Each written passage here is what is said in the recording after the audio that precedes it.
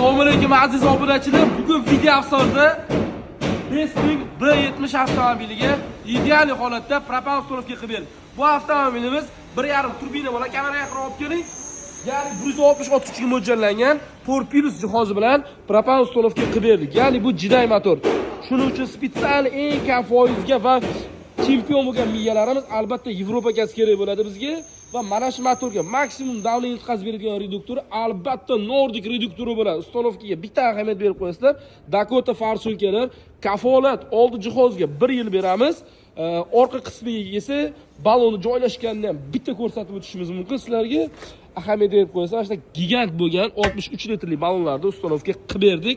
Polkasdan qancha ko'taradi deb qo'ygan aka-ukalarga ozginchagina ko'tarib qoladi.